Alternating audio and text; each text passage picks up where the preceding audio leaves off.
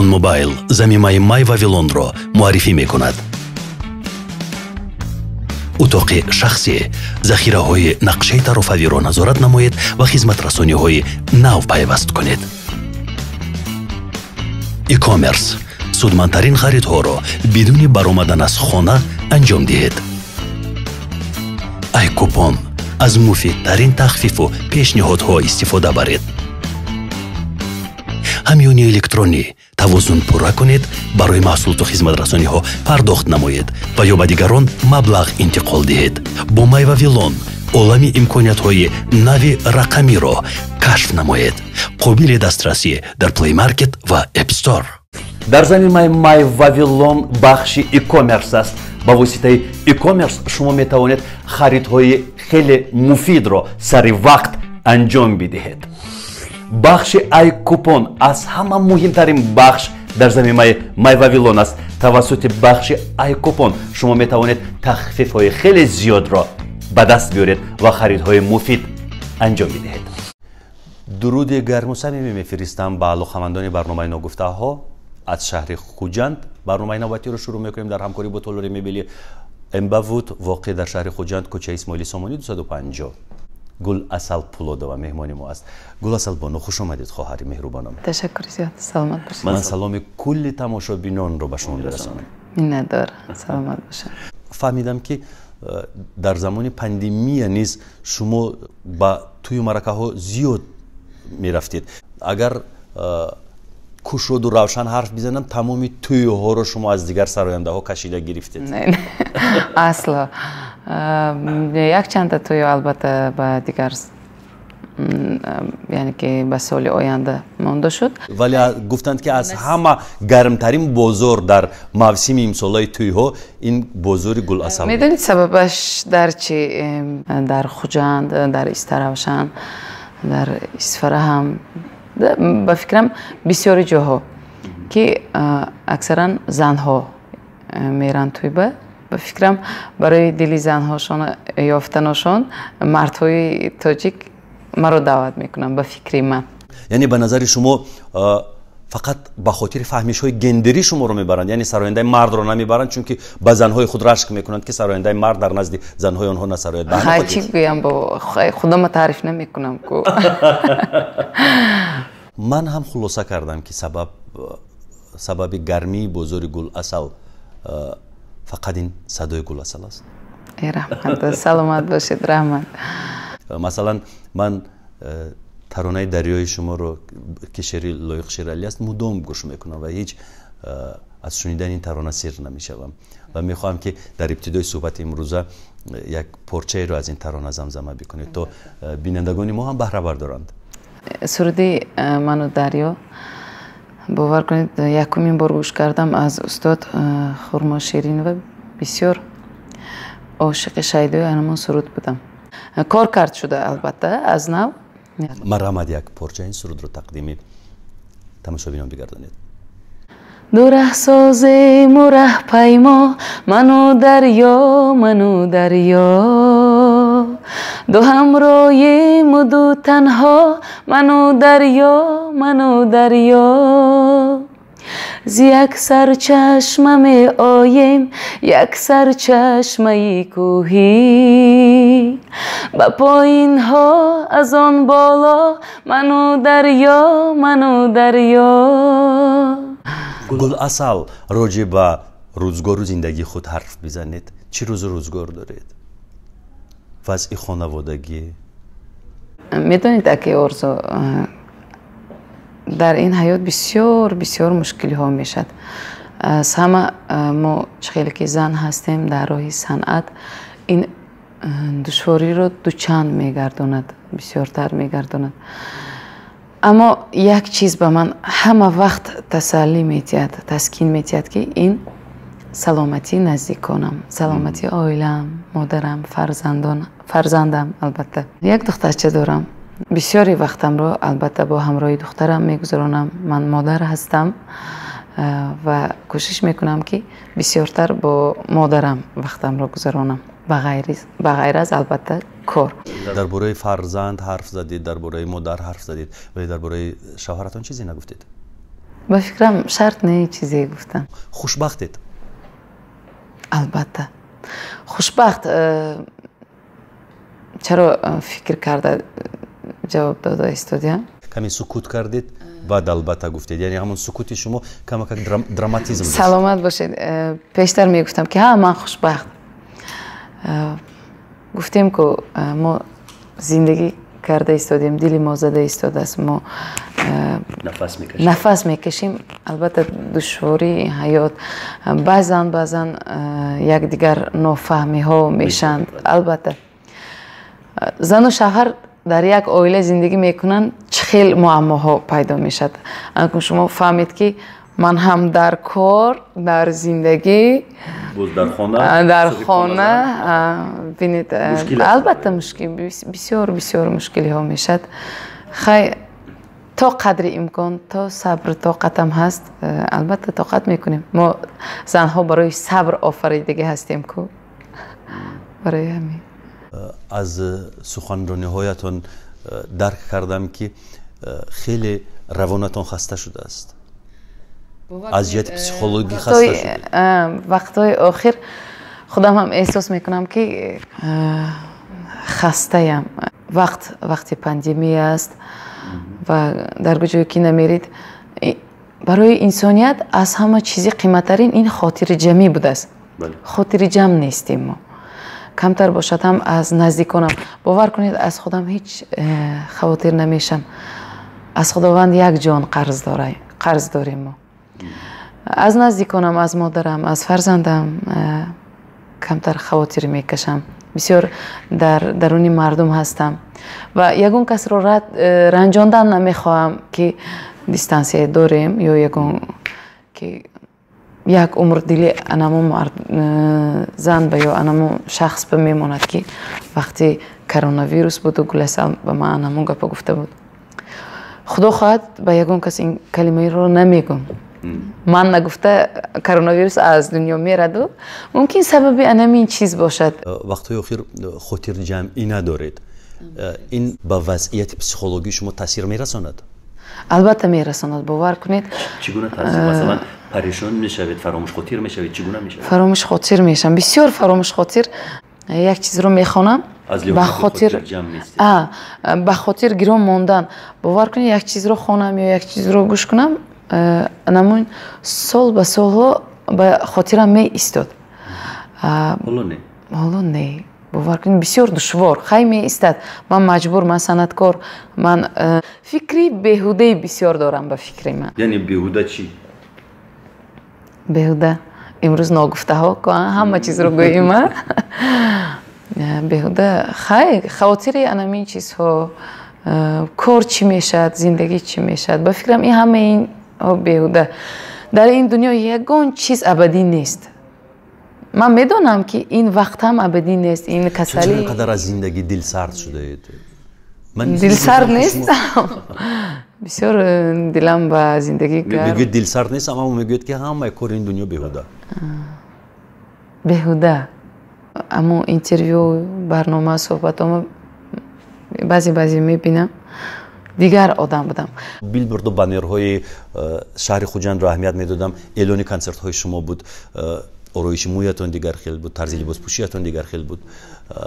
вале ҳоло ман як занеро мебинам ки сукут кардааст. як занеро мебинам ки дардҳоро дар дилаш ниҳон медорад ва роҷеъ ба ин дардҳо ҳарф зада намехоҳад. як гиреҳи гапро мекушояд, вале пурра то охир намегӯяд.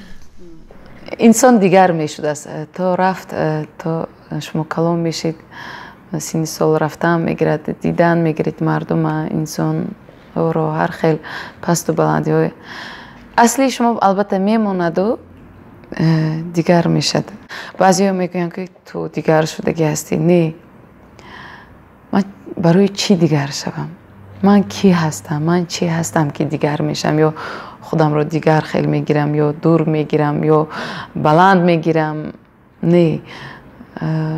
бовар кунед фикр карда мемонам. пеш мегуфтам ки аз чӣ метарсӣ? гӯяд ба ҳамин савол фақат ман аз худованд метарсам, аз қаҳри худованд метарсам гуфта ҷавоб медодам. бовар кунед ҳозир ба ин савол من از خداوند میترسم بعد از خدا ناشناسان میترسم. سبب با چنین قرار آمدن شما چی است؟ خیانت آدمان؟ خیانت آدمان، دورویگی آدمان. باور کنید در این روزها بسیار دیده ایستادیم که انمین معامله رو از گرد و اطرافم. باور کنید من حاضر 30 ساله نیستو الکای 40-50 ساله برای این خودم حس میکنم. باور کنید اصلش این البته چیزی گنده برای زن بسیارتر پیر میکند این عقیده هایو. خیلی بیایید شرط نه اگر این برنامه رو بینن خلاصه میبرورن، لیکن نمیخواهم که خرسندم نشون. گلیسال وقتی اینچه روح افتاده است. یک مثال ویژه آوردن نمیتوانید در مسئله خیانت افراد نزدیک، دوستان بدون آوردن نام میتوانید یگان مثال بیارید که در کدام وضع ارزش های شما رو پایمال کردند، در کدام وضع احترام شما رو شکستند؟ امکانیت های شما رو سوء استعمال میکنن کو سوء استفاده میکنن از باوری من. چی بود؟ یک مثال مشخص آورده میتوانید در کدام وضع؟ نه بیایید شرط نه به فکرم. من گفته ایستادیم که از وعده های کلان میتین یا دیگر، اما مقصدشون عموما دیگر چیز. بعضی معلوم میشد. من بسیار دوستی نزدیکم گفته باور میکنم اما فکری من خطا است، مقصدشان دیگر است. انم این چیزا البته دلم رو خیره میکند، طبعم رو خیره میکند. یعنی شما پوره دیگر با کسی باور نمیکنید؟ پورگی من باور نمیکنم با هیچ کس. حیاتم رو، کار و فعالیتم رو هم باور نمیکنم. باور کنید فقط انسانی که هست تنها ما باور میکردگیم فقط مادرم. تا همین حد حسی باوری شما رو در باطن شما شکست دادند؟ همه خیلی است. افسوس که ممکن این هم وقتی این چه باشد.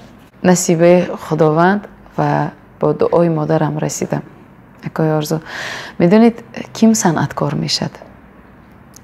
هیچ وقت باید ثروتمنده بچهش صنعتکار نمیشه.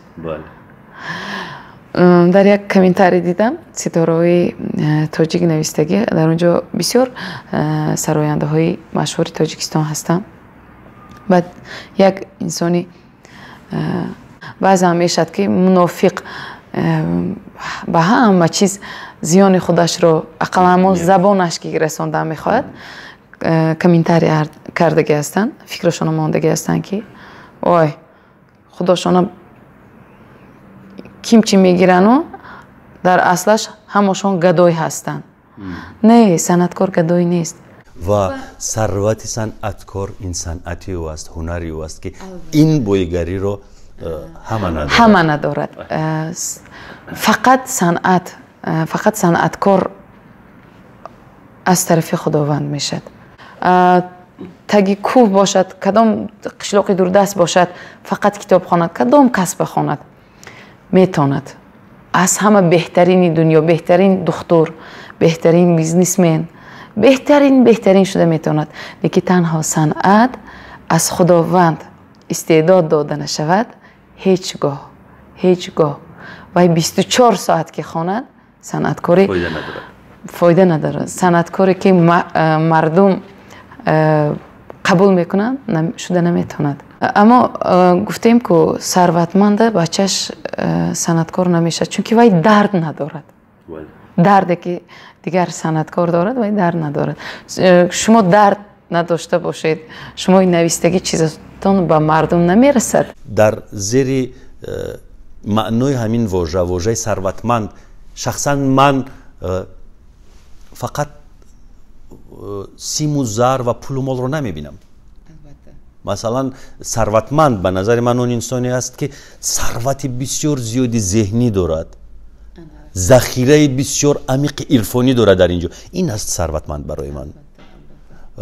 ثروتمند برای من اونی نیست که مثلا در بانک های خواریج میلیاردها داشته باشه. من چرا در نظر داشته گفته ایستادیم این گپ‌ها رو؟ انمون انسانی که اینها در اصلش فلانچه هستن و خودشان فلانی میگیرن گفته نویستن که به فکر ویها مال و چیز و زر و زیور و انمین چیز.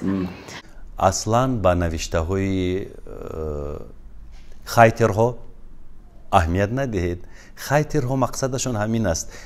اینها رو با اصطلاح روسی میگویند دیوان کامنتاتور.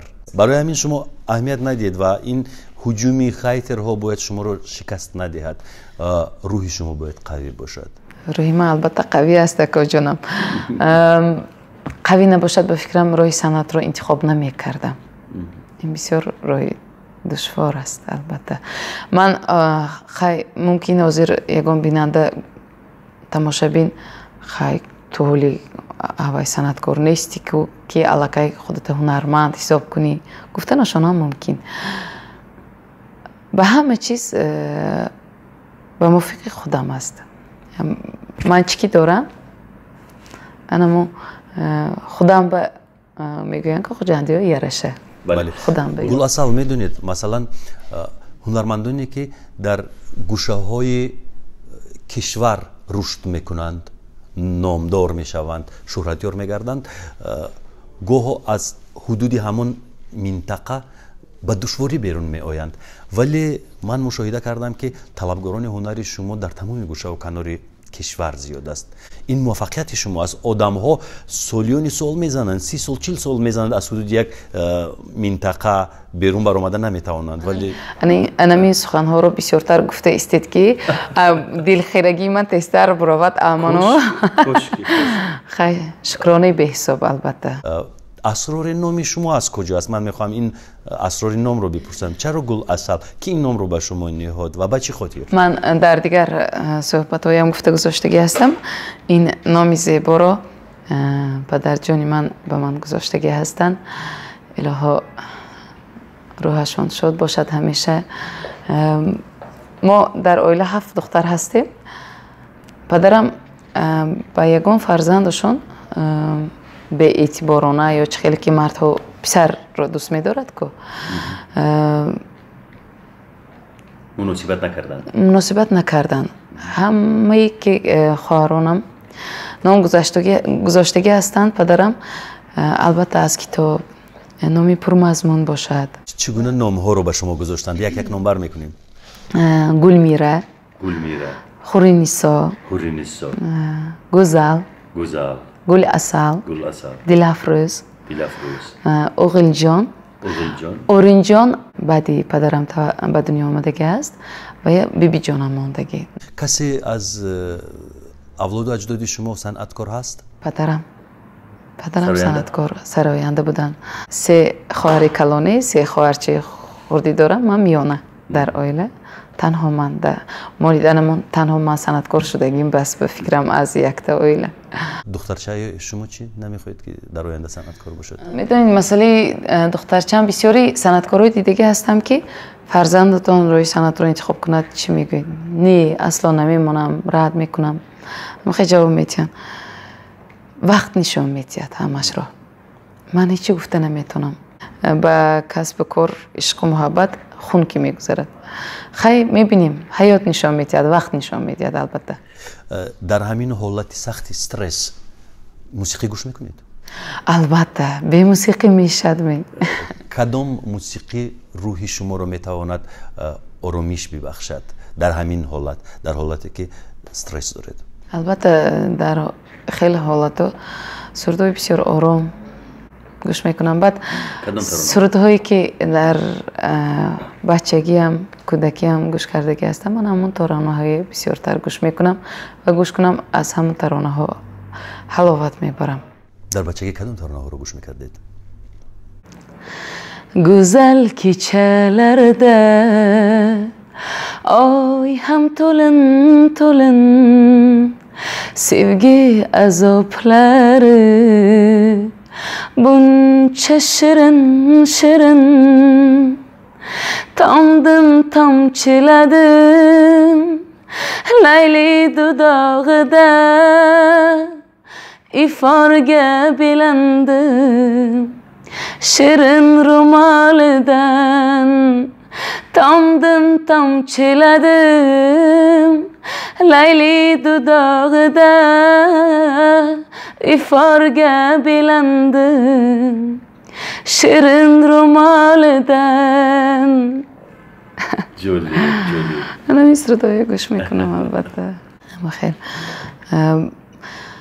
ابراهیم تتلسس سراینده بسیار نامداری ترک میتونی چیزی بخونید کمتر خونم که هیچ خیلی میبرد راستی که من فقط گوش کردم میگردم یک جا نخوندم بابایی sana umrum verdim babayı sana gönlüm verdim babayı sana senden çok sevdim babayı babayım oh babayı çok güzel چند ترانه‌ای که خوندی دردناک بودند با همین خاطر میگم یه چیزی باشد که مثلا یا روح نواز با ریتم بود یک سرودی است متن از اپی شاعره سرشوی این سرود در توشکن بود خب توجه میکنیم شعر از شاعره رحیم جان آهنگ از شفقت جان معروف از شفقت جان معروف مرحبا ای جان از دیده پنهان درد نهانم آرامی جانم ای جان عاشقی زارم گیله ندارم جان و جهانم شبها تا به سحرها یک و تنها دل نگرانم بازا تا که بیمانم در دو جهانم آسوده جانم تمنای تمنا توی در دلی من جا بیایید ماندگیش بده تشکر گل اصل مطمئنم که روزای خوب فرا میرسند و در برنامه نوبتی نگفته ها لکه گل اصلی سرشاری زندگی رو میبینیم خسته رو نه گل اصلی که با استرس ها پیچیده است این گونه گل اصل رو نه این روزها میگذرند بکن باور که فردا غم نمیماند دل غم دیدت فردا سرود شاد میخواند هوای زندگی جانم گه گرم و گه سرد است روخی آینه هم گاه دوچار طعنه گرد است فقط سرخم مکن جانم به پیش نامرادی ها بیرو تا آشیان نور بیرو تا اوج شادی ها سلامت باشه چه سخنهای نوتکراری من عاشق انمی سرود عاشق انمی سطرها هستم این ترانه رو برای نیگنما خدا هم خیلی بسیار دوست می‌دارم بسیار آواز شیرین دارم باور کنید هر زمانی که شما به دوشنبه بیایید خواهری عزیزی مایید مهمون عزیزی مایید یک نفر از جزئی خانواده مایید تشکر زیاد سلامت باشید با شما در سیمای شما و تمام عائله شما نزدیکان شما و تمام بیننده های ناگفته ها در اول سلامتی خوب و خاطر جمعی را تمنا داریم خاطر شما همیشه جمع باشد عائله شما تینج باشد نزدیکان شما سالم باشد و ما صنعتکاران نو به نو من خیلی که آرزو کرده ایستادیم با اکی آرزو همراه سردهای نو و آرزو میکنیم که سردهای ما اثر شود و باقی مانده ها یک تاریخ شده ماند آرزو میکنیم که نو به نو ایجاد کنیم و برای مردم عزیزمان تقدیم کنیم پیشنهاد کنیم تشکر بعد تمنیات گل اصل من دیگر حرفی علاوه کرده نمیتوانم زیرا هر اون چیزی رو که میخواستم گل اصل گفت تمنا کرد باقی فقط خداوند شما رو نگهبان باشد خیر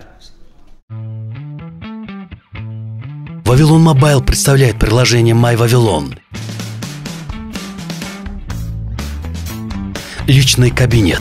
Контролируйте ресурсы своего тарифного плана и подключайте новые услуги. E-commerce. Совершайте самые выгодные покупки, не выходя из дома.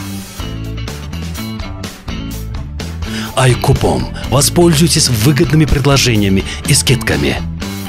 Электронный кошелек. Пополняйте счета, расплачивайтесь за товары и услуги или перечисляйте средства другим.